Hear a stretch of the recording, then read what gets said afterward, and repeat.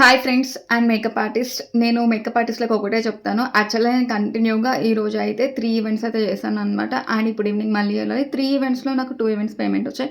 ఇంకోటి మాత్రం రేపేస్తాం, ఎల్లుండేస్తాం అని అంటారు. వీళ్ళు నాకు తెలిసిన వాళ్ళు కాబట్టి నా పేమెంట్ ఎక్కడ పోదు. పర్సన్స్ మీరు గనక కలిస్తే ఖచ్చితంగా పేమెంట్ మాత్రం తీసుకోండి. పేమెంట్ తీసుకోకుండా కదలకండి.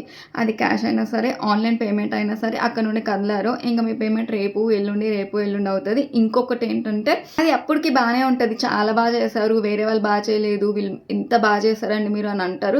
బట్ డబుల్ మ్యాటర్ వచ్చేసరికి అదైతే వర్కౌట్ అవ్వదనమాట. ఖచ్చితంగా పేమెంట్ తీసుకోండి. లేకపోతే మళ్ళీ ఒక 2-3 డేస్ ఆగి వంకలు పెట్టుకొని ఆ పేమెంట్ అయితే ఎగ్గొట్టడానికి అయితే చూస్తారు. ఇది మాత్రం ఫస్ట్ ష్యూర్. ఎందుకంటే నేను నా ఫ్రెండ్స్ సర్కిల్‌లో ఈ మధ్య కాలంలో ఇలాగే చూస్తున్నాను. అది మేకప్ అనే కాదు, మెహందీలో కూడా అలాగే చేస్తుంది. లిటరల్‌గా నిన్నైతే 20,000 ఎగ్గొట్టారు.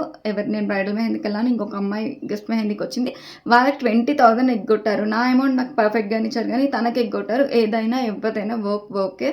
సో మేక్ ష్యూర్ ఖచ్చితంగా పేమెంట్ తీసుకునే కదలండి. లేదు వాళ్ళు మేము సాయంత్రం ఇస్తామంటే అక్కడ ఇంట్లో కూర్చొని ఖచ్చితంగా పేమెంట్ తీసుకుని బయటికెళ్ళండి. ఎందుకంటే మనం డే అండ్ నైట్ కష్టపడుతున్నాము.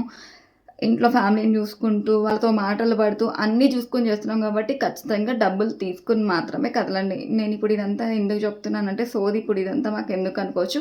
నిన్న ఆ 20,000 ఆ అమ్మాయిని ఎగ్గొట్టడం చూస్తే మాత్రం నాకు చాలా బాధేసింది. నాకైతే ఈ 12 ఇయర్స్ ఎక్స్‌పీరియన్స్‌లో ఎప్పుడూ ఇలా జరగలేదు. కాబట్టి I'm thankful to God and to my clients.